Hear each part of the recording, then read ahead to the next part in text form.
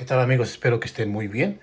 Hoy quiero hablarles respecto a una pregunta que me han hecho a un colega de la música. Me pregunta que cómo podemos resolver un problema cuando hay frecuencias que se tapan una con otra, más conocido como enmascaramiento de frecuencias. ¿Qué es lo que pasa con el enmascaramiento de frecuencias? Normalmente cuando trabajamos con una mezcla, la mezcla que tú tengas normalmente eso lo miramos muy comúnmente yo lo veo muy comúnmente en el bajo y en el bombo. Es una de las partes más comunes que vemos, ese enmascaramiento de frecuencias, que quiere decir que se estorban una frecuencia con otra frecuencia y no deja salir. Se están estorbando mutuamente por frecuencias de los instrumentos y uno no deja sobresalir al otro y no se entienden. Están un poquito, como quien dice, oscuros. No tienen esa calidad, no tienen ese, más bien, no se entienden, no están enmascarados, esa es la palabra correcta. ¿Qué pasa también? Pasa también con voces a veces, con voces cuando hay más de dos, tres voces, con guitarras. Y para esto hay tres o cuatro maneras de arreglar ese detalle. Una de las más comunes que se puede arreglar eso es con un sidechain, un compresor de sidechain, que quiere decir compresión de cadena lateral. Como muchos lo pueden conocer, compresión de cadena lateral. Ese es un tipo de plugin que te ayuda a poder dividir esos dos instrumentos, como lo que es el bombo y el bajo, dándole la oportunidad que sobresalgan y no se amontonen, que es la palabra correcta, respecto a lo que sería enmascaramiento de frecuencias. Bueno, de eso vamos a hablar. ¿Cómo lo podemos resolver? Como lo vuelvo a repetir, sería con una compresión lateral, que es la que nos puede ayudar a arreglar eso. Otra manera, muchos hablan que cuando los volúmenes los podemos mover, subir unos y bajar otros, se puede arreglar eso. Sí y no, precisamente, sí y no. Porque aún así las frecuencias siguen amontonadas, siguen peleándose. Hablemos de un kick. Aquí tengo un kick y tengo un bajo. Vamos viendo aquí en el programa de lo que es la Midas 32, la Midas 32, con el RTA que nos anuncia de este lado, la figura del RTA.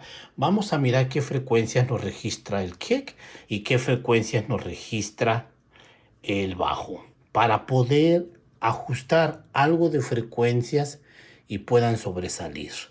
Es muy común ese tipo de cosas cuando las grabamos. También es muy común algo que quiero que quede claro. Cuando ustedes estén en el estudio y tengan una referencia de monitores, yo tengo una referencia de monitores. Mis monitores son monofónicos, Avaton. Son, no sé, son monitores que me registran mucho medios. No puedo, ese tipo de monitor no es como para que te registre una frecuencia muy profunda en bajo, ni mucho menos un alto, un tweeter muy alto, un hiss muy alto, no, para nada. Pero yo tengo una segunda opción, como lo que es un estéreo, donde yo quemo mi mezcla y puedo oírlo como segunda opción en un estéreo. Y mientras más viejo es el estéreo, mucho mejor. Aparte que puedes oírlo en tu carro. Y tengo otra referencia más, como son mis monitores. En mis monitores de oído, audífonos, como los pueden conocer bastante de ustedes, ahí puedo notar la diferencia de lo que estoy mezclando. Porque de repente podemos estar oyendo el kick y le empezamos a aumentar, digamos, 4 o 5 decibeles en 60 Hz para que tenga ponche. Pero cuando ponemos el bajo, que ya tiene bastante cuerpo, y también le aumentamos otros 5 o 6 decibeles en 80 Hz, que está cerquititas de ahí mismo, ahí es donde empieza el enmascaramiento, empieza a sumar de más frecuencias, empieza a bofear, como le digo yo, se pone bofo, ya no es entendible. Y al principio, como estamos oyéndolos en nuestros monitores estudio, decimos, yo lo oigo muy bien con punch y todo eso, pero no. Realmente ya cuando quemas esa sección de la canción y la oyes en un estéreo o lo que sea, está pasadísimo de frecuencia, retumba además, y no se aprecian, se ensucian. Esa es la palabra correcta, se ensucian. Entonces de eso vamos a hablar aquí. Aquí tengo una canción que voy a poner donde voy a seleccionar lo que es el kick.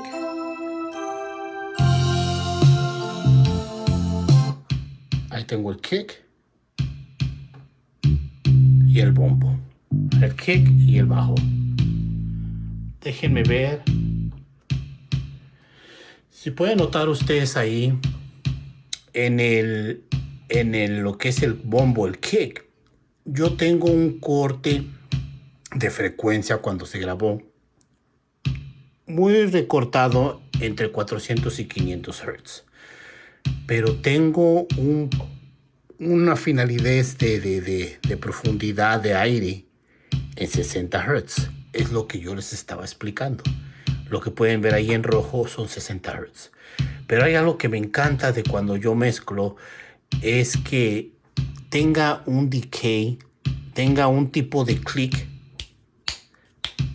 lo que viene siendo el kick, el bombo. Tenga un tipo de click, ahí como lo pueden ver en el RTA.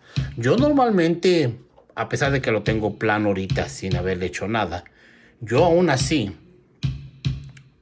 voy a prender el local. Acá hay un tipo de frecuencias que no ocupo después de 50 Hz. No lo ocupo, a pesar de que me registra 60 ahí. Pero algo que sí seguritamente voy a hacer, voy a darle un tipo de clic.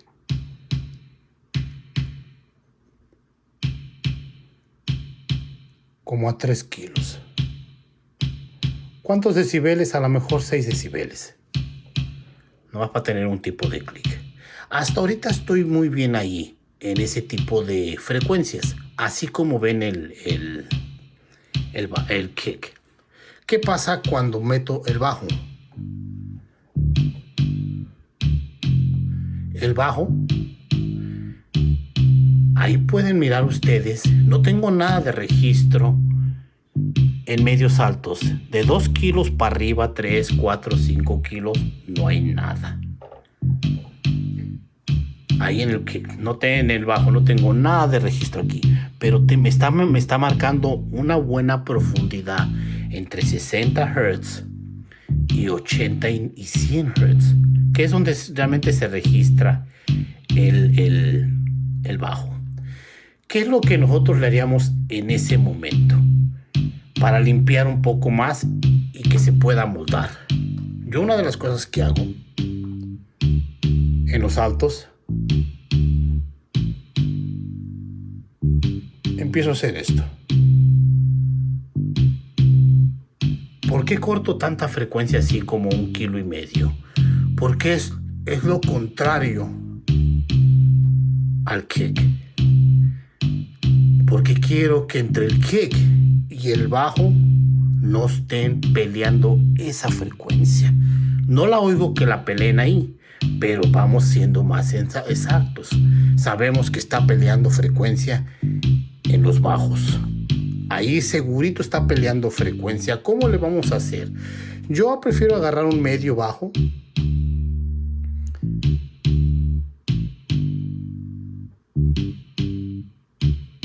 Entre 250 y 260 Hz para limpiarlo un poco.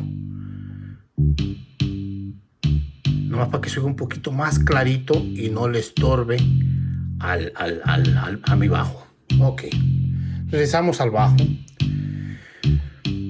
Yo ahí automáticamente no le veo que le estorbe el kick de lo que sería el bajo. Pero si una de las cosas para asegurarme yo me iría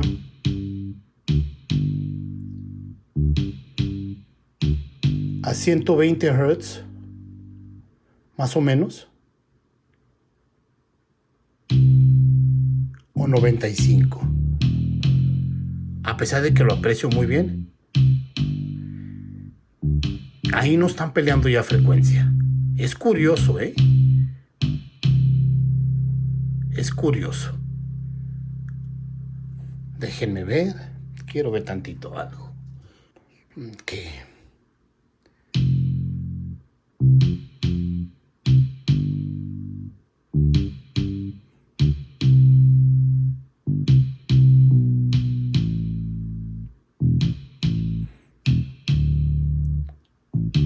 Ok. Algo que acabo de hacer ahí, en ese momento.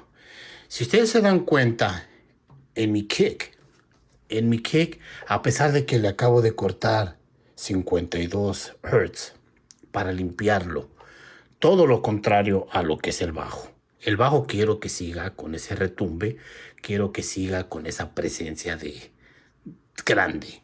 El kick lo acabo de limpiar a 52 Hz, pero me gusta ese tipo de 60 Hz me da en el pecho.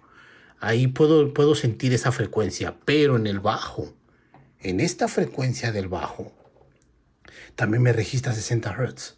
So, aquí hay una de dos. O lo bajo un poco. Aquí le bajé 4 decibeles. Entre 60 Hz y 62.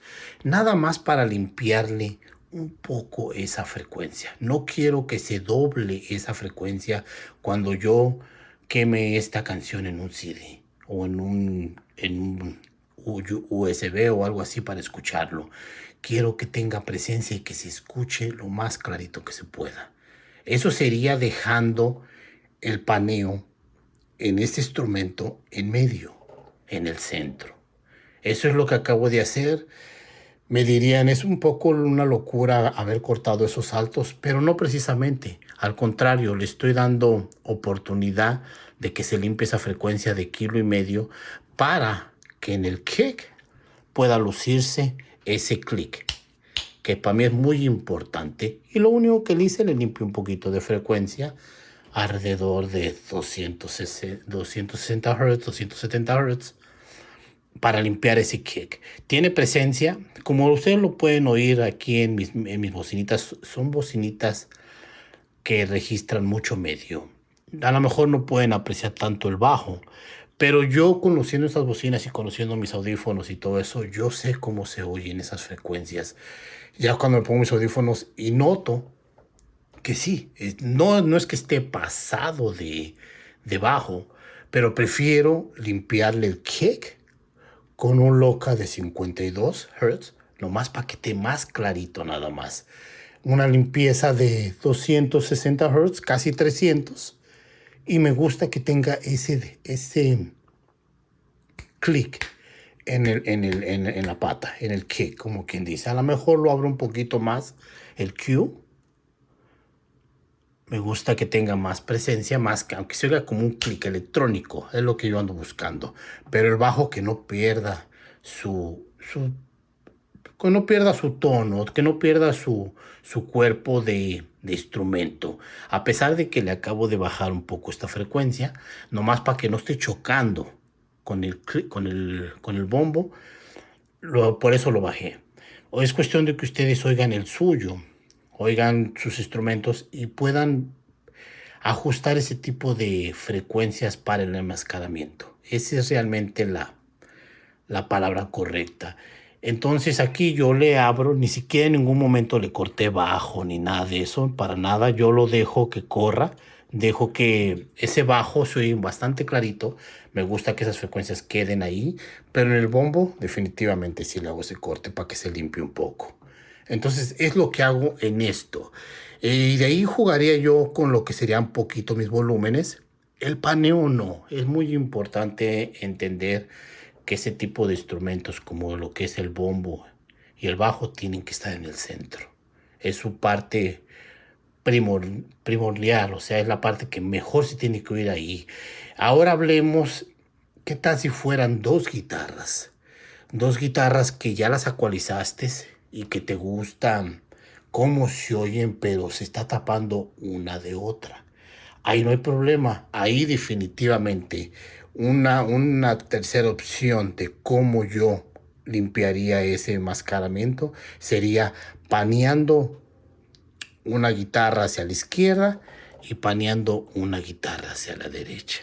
Y de ahí jugaría un poco con los volúmenes y créanme que van a poder apreciar las dos guitarras. Pero recuerden, siempre si le van a tener que hacer un ajuste en su ecualización, por alguna razón, digamos, en una guitarra se prestó que le subiéramos 300 Hz y la otra 315. Entonces vamos viendo cuál de las dos no ocuparía tanto eso. Yo la pondría, prefiero ponerla flat, plana, para que no choquen esas frecuencias. La razón que chocan frecuencias es porque tienen la misma frecuencia y luego bien saturadas. Esa es una de las razones por qué se enmascaran las frecuencias en los instrumentos, porque estamos usando el mismo tipo de frecuencias y a unos volúmenes altísimos. Aparte de que pues no llegamos y paneamos. Panear es muy importante, como le voy a repetir, ya sea en guitarras, en percusión, lo hacemos mucho, lo que sería en baterías, en tamborcitos, para darle un panorama más fresco a la mezcla. Y créanme, arreglando el panorama y un poco de volumen con tu toque de frecuencia, se haría exactamente la misma limpieza que funcionaría para tu mezcla. Eso es lo que sería un enmascaramiento. Como les digo, de repente hay un sidechain que viene siendo compresión de cadena lateral, donde de repente se lo ponen, es un plugin que se lo ponen al instrumento y te ayuda. ¿Qué es lo que hace? Compresiona lo contrario de lo que estás.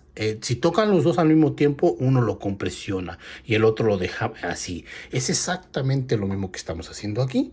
Si aquí vemos que el bajo y el kick se quieren saturar en esta frecuencia de lo que viene siendo 60 y 70 Hz, yo le doy chance, como decimos nosotros, que el kick se oiga en esa frecuencia, pero el bajo lo aplaco un poquito. Ahí va.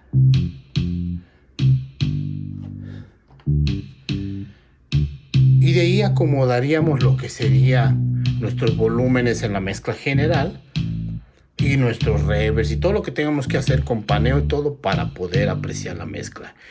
Ahorita se los acabo de enseñar los dos instrumentos así.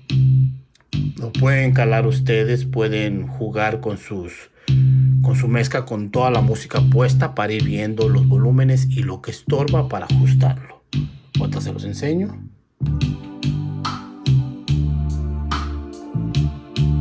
Aquí tengo cada uno en su canal.